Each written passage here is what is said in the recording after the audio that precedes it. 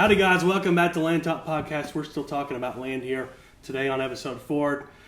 This episode we're covering surveys. So most properties have surveys. We're going to talk about why you need them, what they have, and all the good stuff there. I've still got Justin, my land agent, here with me chatting today. Justin, give us a rundown. What is a survey? Sure. So the most important part of any survey is establishing the boundary of a property. So what does that entail? Well, it could be a property that's described by meets and bounds, where in the deed you have a description of the land, or it could be a property that's platted and there was a simultaneous conveyance of the land and that map is recorded at the county clerk.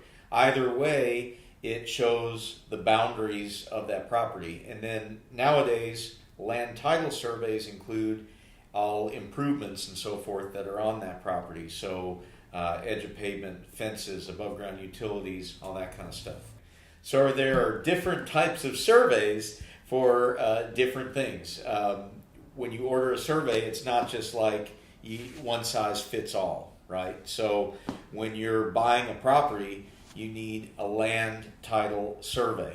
And even if the property is vacant, you still need a land title survey where a title company has Schedule B,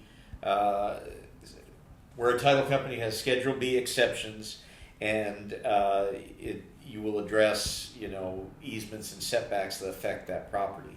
A boundary survey is not a land title survey. And a boundary and improvement survey, where you show the boundary and the house and everything else, even though it looks a lot like a land title survey, is not, because all easements and setbacks are not addressed on a boundary and improvement survey, whereas they would be on a land title survey. Right, so typically surveys, you have different kind of degrees of surveying, right? So obviously some are a little cheaper, some are a little more expensive, and obviously as they get more expensive, they get more in depth and tell you more things.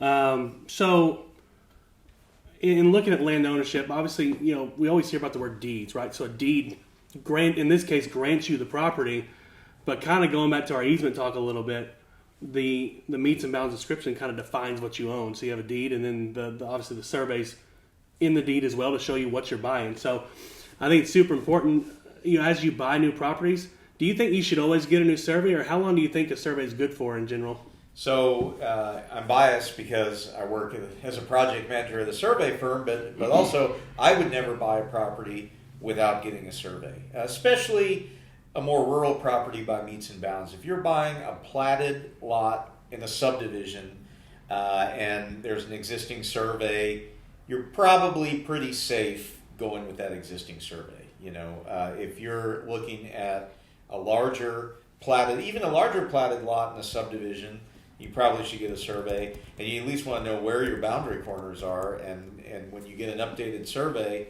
part of the duties of the surveyor is to find, flag, and verify those property corners. And so that's a big part of what you're paying for, is someone to go out and show you what you own. Right. So when you get a survey, how are the corners marked? So typically on a survey, they're going to go from corner to corner, right? And arguably, you're not going to have a mark in between there. I know you can pay additionally to get some extra markers for visual reference, but right. What kind? I know you call those monuments. What kind of monuments do you typically use now? What are some old monuments that we don't use anymore that you still run into? Sure. So old monuments could be any number of things. It could be a rock pile. It could be an X blazed in a tree. It could be any other type of physical landmark, as long as it's called out in that description. Some of the older actual monuments we see are, metal pipes in the ground. You're going to see half-inch iron rod, like rebars, in the ground. You're going to see, and now more recently, you'll see a half-inch iron rod or a 5/8-inch iron rod with either a plastic or an aluminum cap with the surveyor's name or RPLS number, Registered Professional Land Surveyor number, emblazoned on that cap, so you know who set that monument on the ground.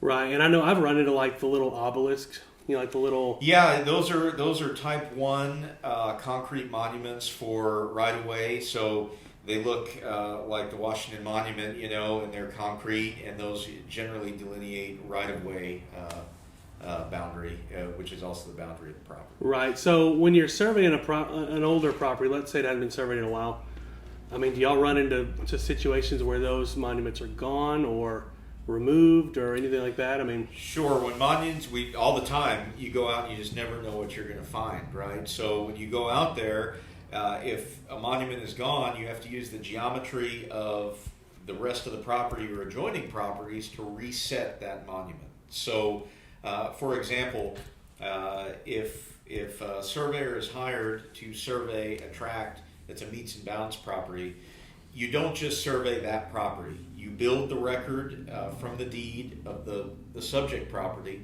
and then you have to build the record from the deed for all the adjoining properties. And then you put them together like a puzzle, and you make sure there's no gaps or gores in between them. And then you have to go out to the ground and find monuments and see how that matches up to the record.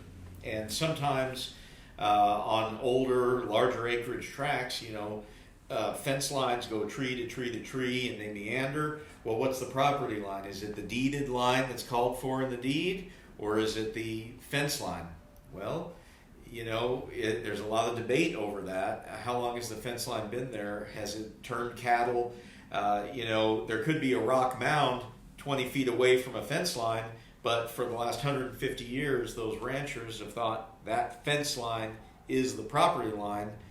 So does the surveyor go to the what's called for, the monument, or do they go to fence corner? And there's a lot of debate over that, and a lot of lawsuits have happened over that. Yeah. So, but sometimes y'all have to make some type of, decision on those things, right? We do. So the surveyor makes a decision on how to interpret the boundary, and then in the end, it's up to a court of law if it's debated or contested to decide the actual property line. Right. So let's say you have a property and you got a new survey, and let's say the neighbor goes out and pulls up these new rods you put in the ground. Yeah.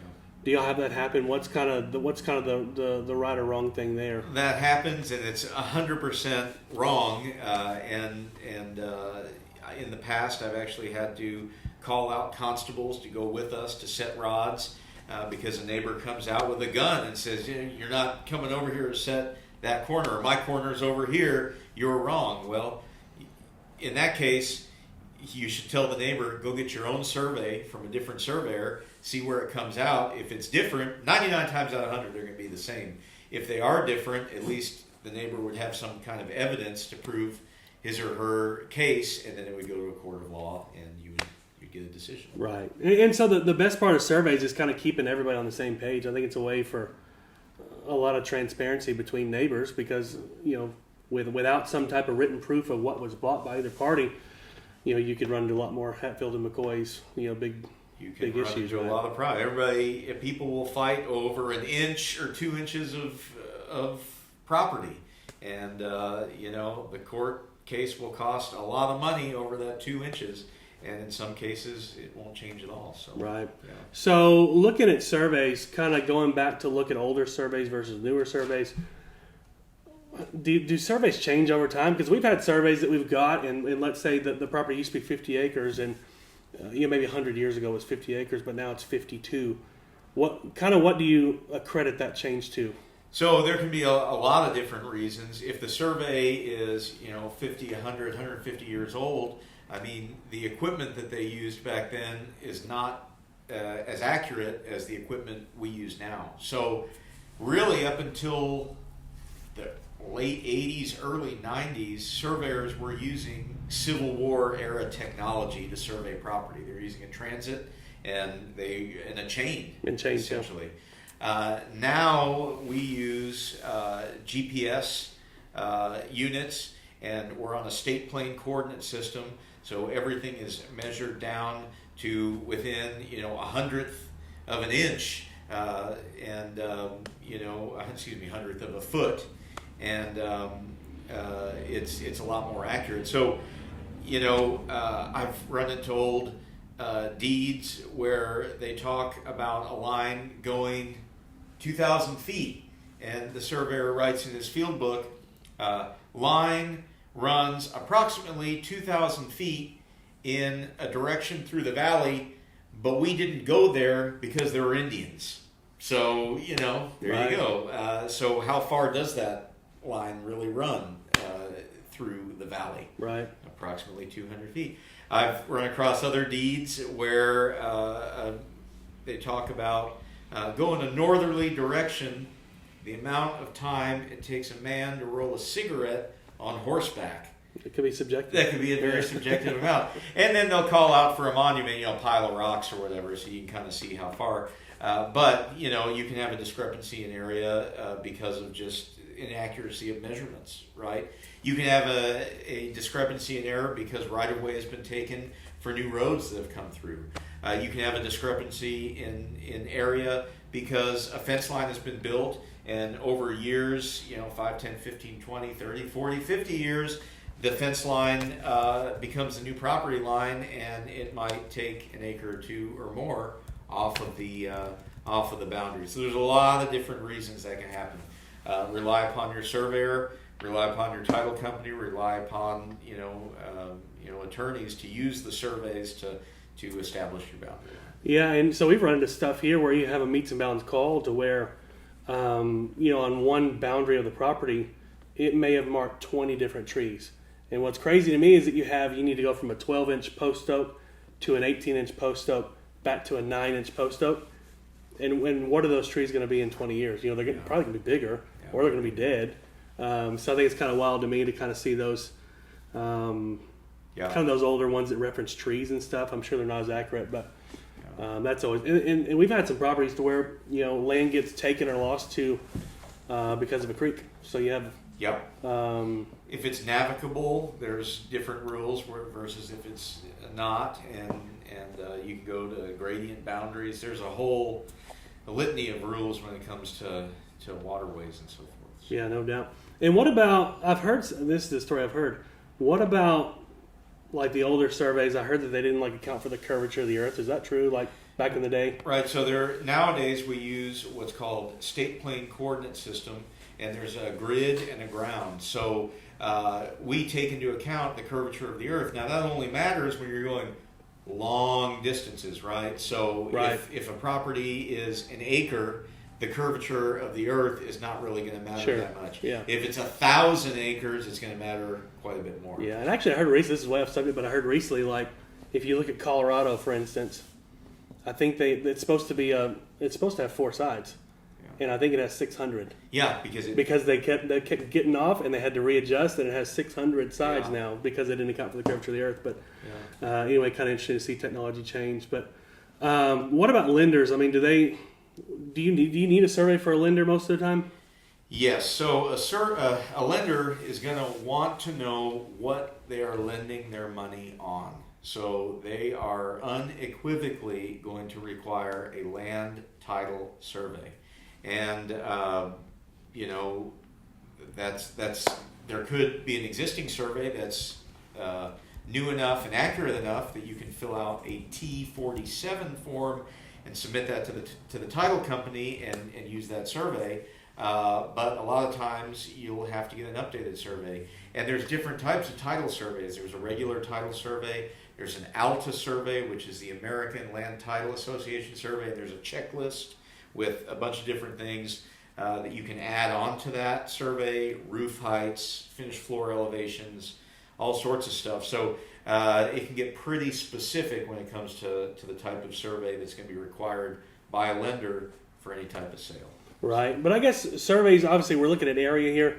Do surveys, maybe Alta does, but do surveys ever get into more in-depth things like, soil types or endangered species? I mean, anything... What are the limits of a survey? So not generally. I mean, you can have a biologist come out and mark wetlands, and then the surveyor can come in and locate those marks on the survey. You can, as a surveyor, if there's going to be development on a property, you can do a topographic and a tree survey that's going to be used for engineering purposes. That's a lot more in depth than your regular land title survey. You can. Like tree surveys, you can locate 8-inch and above hardwoods, or you can locate every tree out there. So what are you going to be locating? But yeah, there's a lot of different different types of surveys that you can get into. But in general, for a purchase of a property, when my client is buying a property, I'm going to strongly encourage them, even if they're paying cash, to get a land title survey for the closing. And I'm a project manager of the survey company, but if there's an existing survey that was done on that property, I'm going to advise my client to go to the previous surveyor that did that survey and have them update it, because it's going to be exponentially less expensive for the previous surveyor to go out and redo a survey that's already been done, as opposed to having a new surveyor come out, because that new surveyor has to redo everything the first guy did and then update it and address title and so forth. Right. So let's say you have a property that's pretty. Let's say you did a survey a few years ago. I mean, you can get that recertified. So give us what's the point of recertifying, and when would that come into play? So yes, you can update surveys. So let's say 5 years ago, I did a survey on a 10-acre tract of land, and it was a land title survey for a closing. And now the new buyer wants an updated land title survey. Well, why would they want that? They could want that because they just want it in their name instead of the previous buyer's name. They could want it because they want to know where the property corners are on the ground, not just on a piece of paper. They could want it because they're going to want additional stakes put in between the main corners so they can build a fence. So there's a lot of different reasons. What about with improvements? So we've seen a lot of surveys that were maybe they were raw land 2 years ago, and they go to sell it, and maybe they didn't have an improvement drawn in. I mean, yeah, I guess so you're go back in. You're going to want improvements. Now, generally, a bank is going to require a final survey. So let's say you buy raw land and you get a title survey and it just shows nothing there, and you get a construction loan and you build a new house on that property. Well, when you're done with that house, the bank is going to say, well, we want a final survey showing all the new improvements so we know what we're lending our money on. That house is going to be shown. Now, if you paid cash for that building, it's not going to be required to get a final survey. However, if a new buyer comes in and you ever sell that 5, 10, 15 years down the road, the new buyer's lender, if they get a loan, is going to want to see a new or an updated survey showing those improvements. Right. So what about things you find when you're doing a new survey? What about encroachments or discrepancies of boundary lines? I mean, what all would a survey show as far as that goes? So you're definitely going to show anything that encroaches onto a property. And tell me what encroachment is, just so we know. Encroachment would be any improvement on a neighboring property that is going to cross a property line and come over onto the subject property. Right, and that could be even the roof or an eave of a... Could be an eave, could be a fence, could be a barn, could be a chicken coop, could be a house. Right. That'd be pretty bad, wouldn't it? Yeah. We've had some barns get built on neighboring properties without knowing. So I've seen houses get built on neighboring properties. When you're in a property that's very wooded and you don't really know where you're at, it's that's why... Always get your house staked out before you build it. Yeah. Have a survey. And I think one of the things that I always recommend, I think having a newer survey is better. I think if it's a few years old, and sometimes those stakes may be visible for a long time. They may be there for a couple of years. The wooden ones, the wood laths. But I think especially on heavily wooded properties and any property that you're buying that's being partitioned out of something bigger, I always recommend, number one, get a new survey. But number two, before you close on it, if it's partitioned out of a bigger tract, there's not existing fence lines. I always have those lines marked, and I say, go every 300 foot and give me a T-post, and that way when you go to build that fence, you don't have to wonder, am I in a straight line or not, because especially the wooded properties, they get really tough. Yeah, so it's pretty tough. Yeah, so discrepancy, so I guess y'all would note that like a fence line is not in the correct location. Yeah, so if it's a platted lot and there's a fence line that's off the line, we would show where the line is per the plat, and then show where the fence is, and then show ties how far off the fence is from the property line. And generally in a platted subdivision, the boundary line is going to stick with the platted location generally. There's times it doesn't, but generally it will.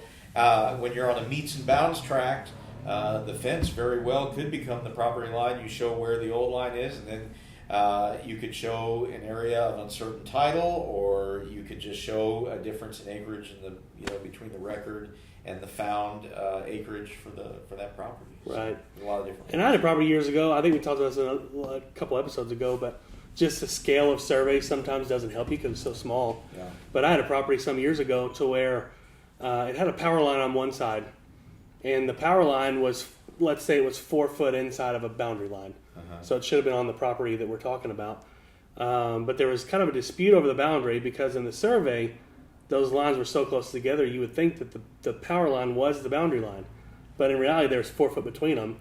But what is your typical scale on a survey? It's really small. It depends on the property. Yeah, let's say a 100-acre property. What's a typical? So on a 100-acre property, you could have, you could have an inch to 100. It just depends on the sheet you're using. So are you going to use an 18 by 24? Or are you going to use, on a 100-acre property, you're going to use at least probably an 18 by 24. If you're doing a smaller property, usually an 8.5 by 14. Your scales vary. You can call the surveyor and he can look on AutoCAD and give you distances and ties on instances where an electric line is perceived to be the boundary line. Also, like you said, you can set points on line along there just to visually see it. And usually there's going to be utility easements that are attached to that property line. So maybe 10 foot on each side is a utility easement, so that line can meander down that line property line as well. And I think obviously a paper survey is super important. I mean, I think that's great. Obviously, you need the description. I guess a plat is kind of icing on the cake to show a visual version of the meets and bounds. But I think I stress all that to say that while the paper is good, what's on the ground is more important. Would you agree with that? Oh yeah, what's on the ground is paramount, but you need an image to show you what it is. Sometimes I explain it when people say, well, why do I need, on not platted property, they say, why do I need a picture and a description? I say it's like when you're writing a check. The check is the picture, and the meets and bounds description is you writing out the amount on that line. Right. And so it's kind of like a belt and suspenders type thing to show you what you have and then describe it. And a lot of times the map is not recorded on the deed. Right. So they don't want to pay an extra, $25. The title company does an extra $25 or $30 for another page on that deed. So only the description is recorded. And so that description can be recreated in AutoCAD using the bearings and the distances to show what the boundary is of that property. And I think generally, obviously, when we look at meets and bounds, you look at it more than I do, but a lot of that stuff seems like it's in a different language because obviously I don't work with it every day. Without platting it out on a map, it's really tough. But looking at plats is really good. But I think looking on the ground is even superior. If you can find a surveyor rod that has a cap on it and you know that it hasn't been messed with, you should be able to take that to the bank, right? Yeah. So, who typically pays for surveys on a land deal? Well, everything is negotiable. However, the seller, if they have a survey, then that's great. The buyer, let's look at it this way. If I'm representing the seller, I want the buyer to pay for the survey. If it's always the other party, the right? Buyer, I want the seller to pay for the survey. But if I was a buyer, I'd probably offer to pay for a survey because it's going to be, in the end, it's my survey, my property, and I don't want anybody to be beholden to another party. So. Yeah, and I think there's two trains of thoughts there. I think a lot. It depends on who you're representing, of course, but a lot of times, I think it kind of goes to the sellers. You could argue it goes to the sellers to prove what they're selling, but then again, you could go to the buyer and say, if you want to know more than what I've already shown you, you should get your own. That way, you're paying. It's yours. So. There's no right or wrong answer. I think it's going to change every single deal, but we have deals to where either or party pays. We have deals where they split it 50-50. So, and to that point, surveys are not inexpensive. Surveys can be very expensive, and people don't realize that. There are companies out of San Antonio or big cities that come out and will do a survey of a platted lot for $400, and that's fine. I don't know if I would trust those same companies to do a survey of a 20-acre tract because a lot of times on those surveys you have to know what you're looking for. They don't always reset the corners. They'll show calculated points at those corners on the ground, so you go out there and look all day and you're not going to find something. A survey can easily cost tens of thousands of dollars for a larger piece of property, and people say, "Oh my God, that's so much money," but it's really not when you think about how much that survey is worth when you're paying hundreds of thousands, if not millions of dollars for that same property. Yeah, and that's why I tell folks, if you're buying a $300,000 property, $800,000, whatever the number is, there's kind of no point in trying to save $1,500 to not get a new survey. Yeah.